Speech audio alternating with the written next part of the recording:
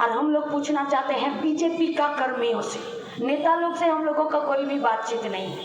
क्यों? बीजेपी को नेता ही नहीं, सब तृणमूले धार करा नेता, सब तृणमूले धार करा नेता। বিজেপির কোনো নেতা আছে নাকি? কোনো নেতা নেই। তৃণমূলকে টাইট দিতে হবে, তাই পশ্চিমবঙ্গের অনেক মানুষ বিজেপির ঝান্ডাটা তারা কাঁধে নিয়েছিলেন যে না, তৃণমূলকে টাইট দিতে হবে, লাল ঝান্ডা দুর্বল হচ্ছে, চলো বিজেপি দেশে আছে, তার জন্য বিজেপিকে একটু শক্তিশালী করি, এই দুর্নীতি থেকে লুট থেকে বাঁচার জন্য বিজেপির আমরা একটু ঝান্ডাটা শক্ত করি।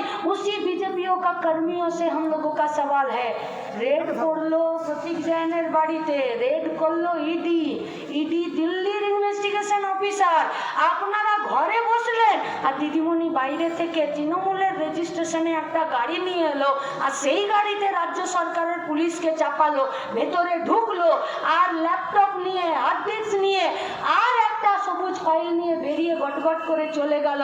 ভাই বিজেপির কর্মী বন্ধুদের, তোমাদের কাছে আমাদের একটাই প্রশ্ন, একবার দিল্লির নেতাদেরকে জিজ্ঞেস করো কিসের এত আঠালো পিরিত ভাই যে ইডি রেড চলাকালীন রাজ্যের মুখ্যমন্ত্রী ঢুকে যায় আর বেরিয়েও চলে যায় আর তোমরা তার টিকিটই ধরতে পারো না। এরপরেও তোমরা বিশ্বাস করতে পারো যে বিজেপির পার্টিটা তৃণমূলের বিরুদ্ধে লড়বে? এরপরেও তোমরা এটা মন থেকে মানতে পারো ভাই যে তৃণমূলের পার্টিটাকে টাইট দেবে বিজেপি?